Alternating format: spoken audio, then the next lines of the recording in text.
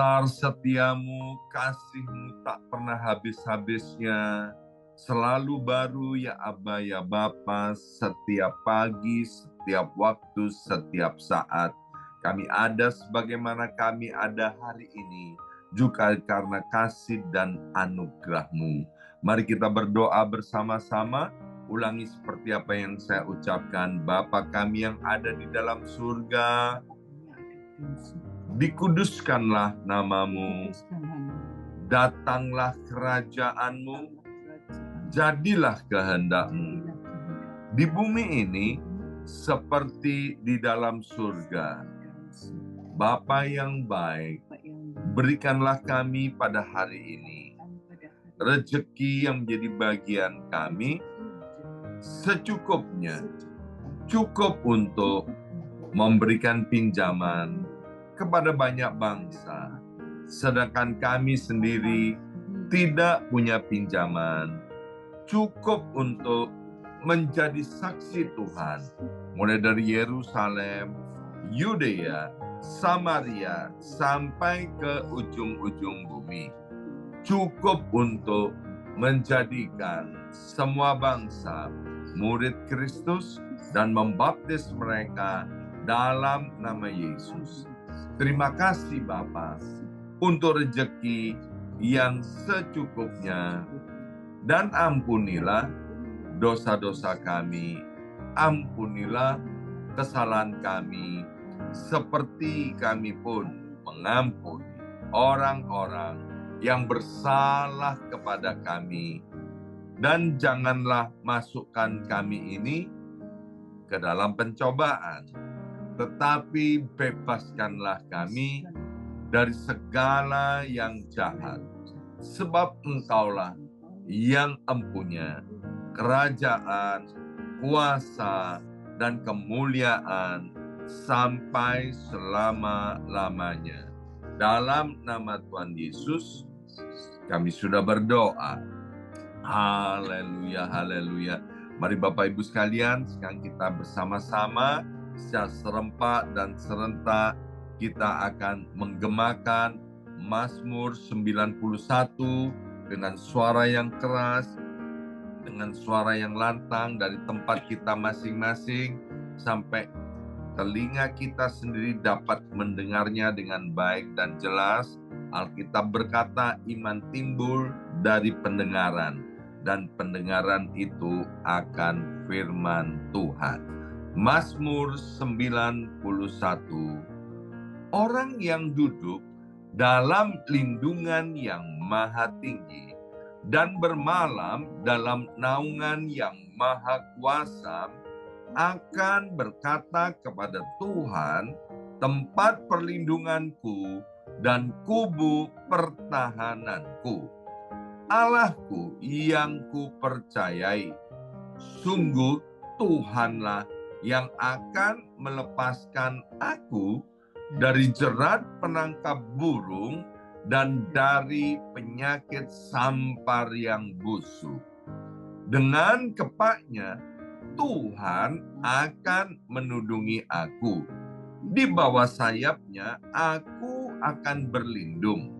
Kesetiaan Tuhan ialah perisai dan pagar tembok. Amin, amin, amin. Terjadi di dalam nama Tuhan Yesus. Aku tak usah takut terhadap kedahsyatan malam, terhadap panah yang terbang di waktu siang, terhadap penyakit sampar yang berjalan di dalam gelap, terhadap penyakit menular yang mengamuk di waktu petang. Walau 1.000 orang rebah di sisiku dan 10.000 di sebelah kananku, tetapi itu tidak akan menimpa aku. Aku hanya menontonnya dengan mataku sendiri dan melihat pembalasan terhadap orang-orang fasik. Sebab Tuhan ialah tempat perlindunganku, yang maha tinggi telah kubuat tempat perteduhanku. Amin, amin, amin. Terjadi, terjadi di dalam nama Tuhan Yesus. Malapetaka tidak akan menimpa aku, dan tulah tidak akan mendekat kepada kemahku. Sebab malaikat-malaikat Tuhan akan diperintahkan oleh Tuhan kepadaku untuk menjaga aku di segala jalanku. Para malaikat Tuhan akan menatang aku di atas tangannya, supaya kakiku jangan terantuk kepada batu. Singa dan ular tedung akan aku langkai. Aku akan menginjak anak singa dan ular naga. Amin, amin, amin. Terjadi, terjadi di dalam nama Tuhan Yesus. Sungguh, hatiku melekat kepada Tuhan, maka Tuhan akan meluputkan aku, Tuhan akan membentengi aku, sebab aku mengenal nama Tuhan. Bila aku berseru kepada Tuhan, Tuhan akan menjawab. Tuhan akan menyertai aku dalam kesesakan. Tuhan akan meluputkan aku dan memuliakan aku. Dengan panjang umur akan Tuhan kenyangkan aku, dan akan Tuhan perlihatkan kepadaku keselamatan daripadanya. Amin, amin, amin. Terjadi, terjadi di dalam nama Tuhan Yesus. Terima kasih ya Abba ya Bapa pada kesempatan yang indah pada hari ini. Sebentar kami buka hati kami untuk ditaburi oleh kebenaran firman Tuhan. Dan biarlah firman-Mu itu menjadi pelita buat kaki kami dan terang buat jalan hidup kami. Dalam nama Yesus, yang siap mendengarkan firman Tuhan, angkat jempolnya ke depan dan katakan amin 3 kali. Amin, amin, amin. Salam kebangkitan, salam penuaian. Semangat pagi. Ya, semuanya semangat pagi. Apa kabarnya Bapak Ibu semuanya? Ya, senang sekali hari ini Senin 12 Februari 2024 boleh bersama-sama kembali dengan Bapak Ibu semuanya ya. Saya lihat wajahnya semuanya semeringah, sudah dapat angpau banyak atau sudah membagi-bagikan angpau ya. Luar biasa. Bapak Ibu sekalian, saya ini dalam 16 tahun terakhir tinggal di New York, saya kan sering banget itu pergi ke pengadilan ya yang ada di Manhattan untuk mendampingi jemaat buat urusan suaka politik, Bapak Ibu sekalian ya. Nah, dalam beberapa persidangan ya itu kan jaksanya tanya begini ya, kok tahu kamu ini Cina? Ya kan, yang saya dampingi itu mengaku orangnya Cina, ya kan? Kemudian jemaat ini bilang gini, iya saya Cina karena mata saya sipit. Ya kan, jaksanya ketawa banget. Dan dia bilang, apa semua orang yang matanya sipit itu Cina? Itu bingung loh ditanyain begitu, Bapak Ibu sekalian, ya kan? Kemudian, ya karena saya bisa bahasa Mandarin, ya bahasa Cina.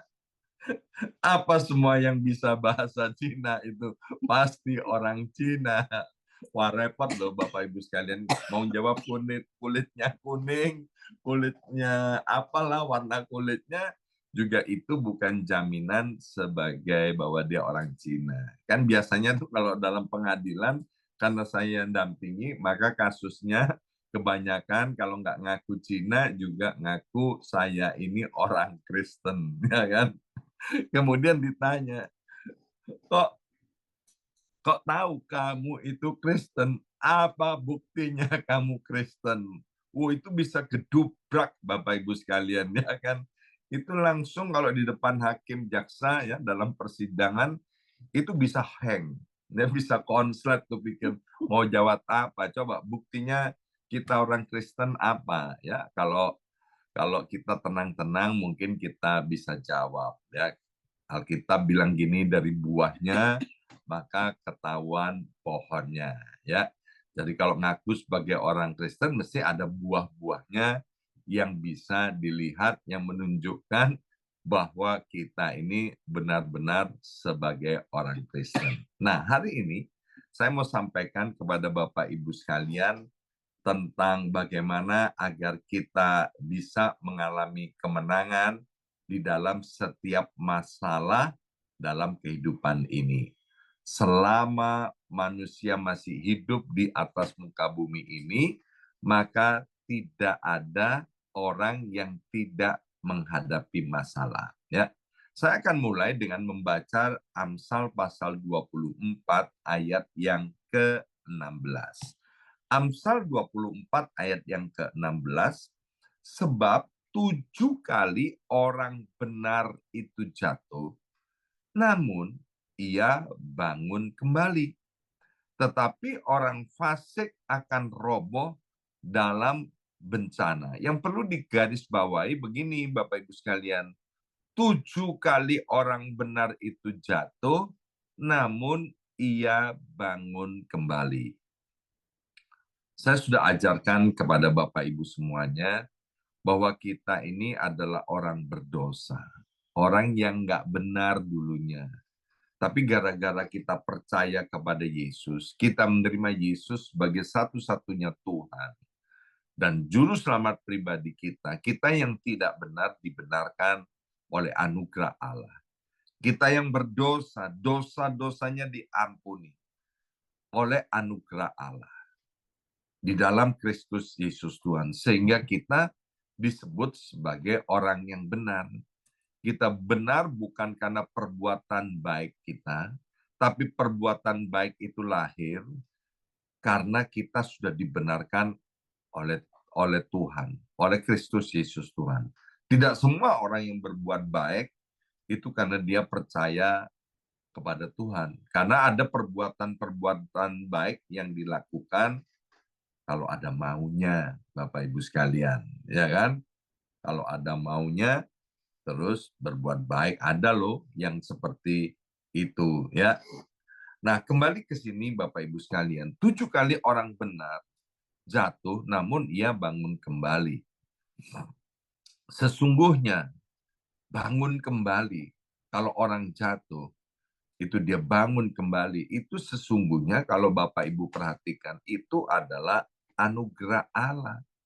Ya, kalau masih ingat ketika kita punya anak masih baby atau kita melihat anak masih bayi, ya berapa kali bayi itu belajar jalan dia jatuh, berapa kali, ya kan?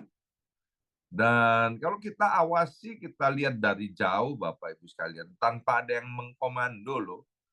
Baby itu kalau jatuh dia berusaha untuk bangkit kembali Bapak Ibu sekalian, tanpa disuruh oleh pengasuhnya, penjaganya, maupun orang tuanya. Bukankah itu satu anugerah daripada Tuhan, ya? Nah, seharusnya orang yang percaya kepada Tuhan juga seperti itu. Waktu dia jatuh, ya, waktu dia gagal, tidak boleh menyerah seharusnya, ya.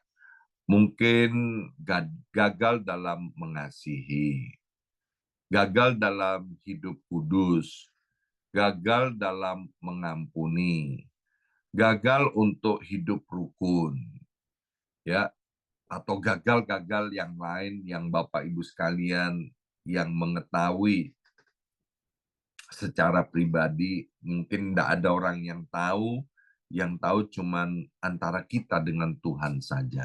Ya, mari Bapak Ibu sekalian, kita harus berani bangkit dari kegagalan itu. Waktu saya jatuh, Bapak Ibu sekalian, ya, beberapa tahun yang lampau, maka anak saya mendapatkan penglihatan. Ya. Anak saya yang perempuan, dia cerita sama mamanya, aku dapat penglihatan atau dapat mimpi bahwa papa itu jatuh, ya, jatuh di jalanan gitu Bapak Ibu sekalian.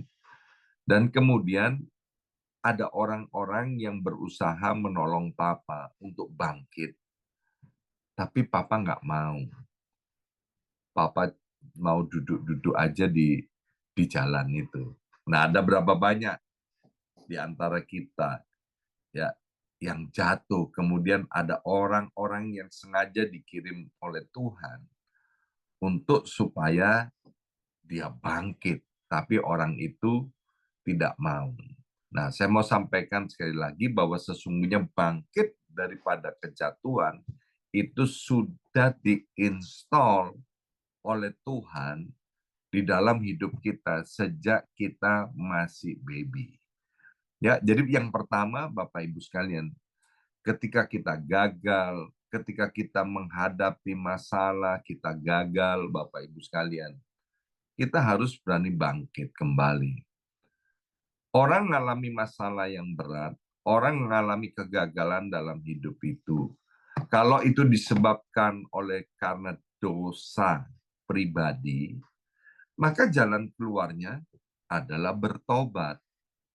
Sekali lagi, kalau kita mengalami kegagalan, mengalami masalah berat dalam hidup ini, harus introspeksi. Kalau itu karena kesalahan pribadi, harus berani bangkit, bertobat, dan meninggalkan dosa-dosanya, meninggalkan kesalahannya. Tapi yang saya mau bahas pada hari ini, sebagai orang benar, kalau kita kemudian mengalami masalah yang berat, tapi itu bukan karena kesalahan kita, tetapi karena situasi, alam, atau kesalahan orang lain, maka hal yang pertama, apa yang harus kita lakukan? Mari kita lihat dari kitab Yakobus pasal pertama ayat yang kedua. Yakobus pasal pertama ayat yang kedua berkata begini, saudara-saudaraku, anggaplah sebagai suatu kebahagiaan apabila kamu jatuh ke dalam berbagai-bagai pencobaan. Ya, pencobaan di sini di dalam bahasa Yunaninya ditulis peiraso, ya, peiraso. Pencobaan ini ditulis peiraso, yang artinya ujian, Bapak Ibu sekalian, ya, ujian, ya. Ayub itu dibuat menderita oleh iblis. Iblis itu datang untuk mencuri, membunuh, dan membinasakan. Tujuannya agar supaya Ayub itu murtad, jauh daripada Tuhan, hidupnya hancur. Itu tujuan daripada iblis. Tapi waktu Ayub mengalami hal yang seperti ini, Tuhan intervensi di dalamnya. Memakai pencobaan yang bukan peraso, tetapi memakai pencobaan yang namanya dokimaso itu, yang dibuat oleh setan itu, Tuhan intervensi menjadikan satu ujian supaya apa? Supaya naik kelas. Maka itu yang pertama Bapak Ibu sekalian. Ketika kita mengalami hal yang menyesakkan di dalam hidup kita, kita merasa ini masalah yang kita hadapi, kok datang silih berganti. Tapi sekali lagi kalau ini bukan karena kesalahan kita, maka di sini yang harus kita lakukan yaitu kita harus menjaga hati. Ya, seperti yang ditulis dalam Yakobus pasal pertama ayat yang kedua itu. yaitu jaga hati agar hati ini tetap optimis. Bersama saya ucapkan optimis. 2, 3, optimis. Orang yang optimis itu selalu bisa melihat kesempatan di tengah-tengah kesempitan. Tapi orang yang pesimis, dia hanya bisa melihat kesempitan di tengah-tengah banyaknya kesempatan. Maka itu Bapak Ibu sekalian, apapun yang terjadi pada hari-hari ini dalam hidup kita, atau bahkan di hari-hari yang akan datang, kita harus tetap jaga hati kita optimis. Kita harus tetap bersemangat. Maka itu saya nggak pernah bosan setiap pagi mengencourage Bapak Ibu sekalian dengan berkata, semangat pagi! Ya, artinya apa? Supaya kita tetap bersemangat. Karena Parakletos itu, Roh Kudus itu, Roh Penolong itu ada di dalam kita. Bapak Ibu sekalian, ada di dalam kita. Tuhan itu Immanuel menyertai kita. Dengan jelas Alkitab berkata pencobaan-pencobaan atau peraso-peraso itu, ujian-ujian yang kamu alami, tidak akan pernah Tuhan izinkan untuk melebihi kekuatan kita.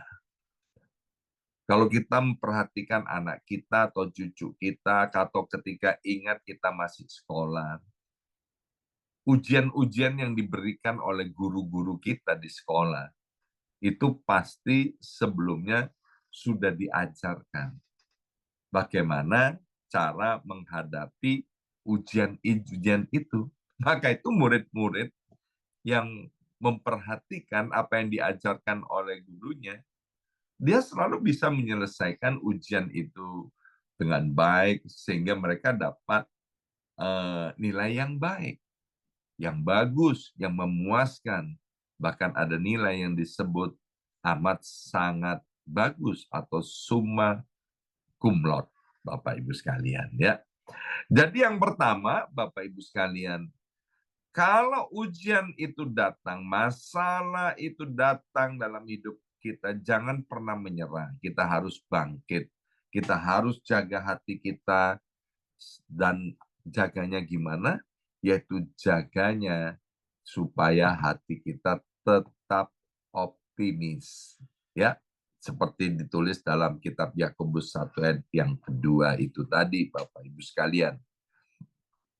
Kemudian yang kedua, mari kita lihat dari Yakobus pasal pertama, ayat 3 sampai dengan ayat yang keempat. Sebab kamu tahu bahwa ujian ya terhadap imanmu itu menghasilkan ketekunan. Dan biarkanlah ketekunan itu memperoleh buah yang matang, supaya kamu menjadi sempurna dan utuh, dan tak kekurangan suatu apapun. Peristiwa COVID-19, saya percaya itu bukan disebabkan oleh Bapak Ibu semuanya. Benar atau benar? Ya kan? Masa ada di antara kita yang hadir hari ini bilang gini, Pak, itu COVID-19 itu terjadi ya beberapa tahun yang lalu itu karena ulah saya loh, Pak, ya. Saya lihat wajah-wajahnya dan daftar nama ya yang hadir pada hari ini, saya percaya COVID-19 yang terjadi beberapa tahun lalu bukan ulah atau buatan dari Bapak Ibu semuanya. Tapi kita semua mengalami hal yang tidak kita buat itu, COVID-19 itu. Dan yang luar biasa, waktu COVID-19 terjadi, Bapak Ibu sekalian, ya, anak-anak Tuhan itu seperti tersentak. Ya, mereka cari Tuhan dengan sungguh-sungguh, merendahkan diri di hadapan Tuhan. Ya. Kemudian ada yang tiap hari itu bisa ibadahnya 4-5 kali loh secara online. Kita ingat masa-masa seperti itu, ya ibadah itu begitu mudahnya untuk kita ikuti. Hampir seluruh dunia melakukan semua itu agar orang-orang datang kepada Tuhan. Ya, dan sadar atau tidak sadar itu membuat setiap anak Tuhan kembali kepada kasih yang mula-mula. Tetapi setelah COVID-19 itu reda dan semuanya jadi aman-aman, itu kelihatan Bapak Ibu sekalian ya, mana orang yang sungguh-sungguh kepada Tuhan, mana yang enggak Bapak Ibu sekalian ya. Itu kelihatan ya. Orang yang enggak sungguh-sungguh sama Tuhan, ya dia hidup semaunya gue sendiri lagi ya. Dia nggak cari Tuhan, seenaknya aja, ya juga nggak pernah doa pribadi, nggak baca Alkitab ya, melakukan firman sesuka-sukanya, kalau suka dia melakukan, kalau nggak suka dia nggak melakukan, ibadah juga seenak-enaknya ya, sesukanya, datang ibadah tapi hatinya nggak ada di sana, ngelamun kerjanya di gereja, secara fisiknya memang ke gereja, tapi pikirannya melayang kemana-mana ya. Nah ini nggak boleh terjadi Bapak Ibu sekalian. Kita harus ingat bahwa ujian-ujian itu yaitu Tuhan mau agar supaya setiap kita itu naik levelnya Bapak Ibu sekalian. Bahwa Tuhan mau kita itu dari waktu ke waktu dirubahkan dari satu kemuliaan sampai kepada kemuliaan yang lain, sehingga kita mengalami keserupaan dengan Kristus. Ya. Dan yang selanjutnya, Bapak Ibu sekalian, dari Yakobus 1 ayat 6 sampai ayat yang ke-8 dikatakan begini. Hendaklah ia memintanya dalam iman dan sama sekali jangan bimbang. Sebab orang yang bimbang sama dengan gelombang laut yang diombang-ambingkan kian kemari oleh angin. Orang yang demikian janganlah mengira bahwa ia akan menerima sesuatu dari Tuhan. Sebab orang yang mendua hati tidak akan tenang dalam hidupnya. Nah, Bapak Ibu sekalian, di tengah-tengah kita mengalami masalah, kita harus percaya hati ini tidak boleh bimbang, kita harus beriman kepada Tuhan. Bahwa Tuhan Allah itu akan memberi kemenangan kepada kita. Bukti orang tetap percaya, orang beriman kepada Tuhan, yaitu mereka mau datang kepada Tuhan, merendahkan hatinya, dan meminta kepada Tuhan. Meminta kepada Tuhan. Maka itu Yesus jelas-jelas mengajar kita, ketoklah maka pintu akan dibuka. Carilah maka kamu akan mendapatkannya. Mintalah maka kamu akan menerimanya. Orang yang melakukan hal ini adalah orang yang punya iman kepada Tuhan. Hari ini saya tidak tahu apa yang sedang digumulkan oleh Bapak Ibu sekalian. Secara pribadi, lepas pribadi. Tapi mari Bapak Ibu sekalian, kita datang kepada Tuhan, nyatakan isi hati kita kepada Tuhan. Mintalah kepada Tuhan. Itu tanda bahwa Bapak Ibu orang yang beriman dan orang yang percaya kepada Tuhan. Sehingga mau datang kepada Tuhan dan mengandalkan Tuhan. Ya. Hari ini kita sudah belajar bagaimana ketika kita menghadapi masalah bukan karena kesalahan kita. Yang pertama, kita harus jaga hati agar hati ini tetap optimis. Yang kedua, kita harus menyadari bahwa kalau ujian itu akan membuat kita naik level, semakin serupa dengan Kristus. Dan yang ketiga, Tuhan mau, Bapak Ibu sekalian, ketika kita ngadepin masalah ini, kita terus mengandalkan Tuhan dengan cara apa? Berdoa, minta kepada Tuhan. Mari kita berdoa. Berkati kebenaran firman Tuhan ini, biarlah Allah Roh Kudus menolong untuk setiap kami introspeksi hati kami masing-masing. Kalau masalah yang kami hadapi itu karena dosa kami, karena kesombongan kami, karena keangkuhan kami, karena tegar tengkuknya kami mau bertobat Tuhan. Kami minta ampun kepadamu, kami mau merendahkan diri di hadapan. Tapi kalau ini yang terjadi dalam hidup kami, bukan karena kesalahan kami, Roh Kudus tolong kami untuk kami senantiasa optimis menghadapi masalah-masalah dalam kehidupan kami ini. Terima kasih Bapak, materaikan kebenaran firman Tuhan, sehingga setiap kami kepalanya tegak Tuhan. Tidak ada seorang pun di antara kami yang menyerah. Kami mau bangkit terus Tuhan. Kalau gagal kami bangkit lagi, kami bangkit lagi. Karena kami ini adalah orang-orang yang sudah dibenarkan oleh anugerah di dalam Yesus Tuhan. Terima kasih Bapak, dalam nama Yesus kami sudah berdoa. Haleluya. Amin, amin, amin.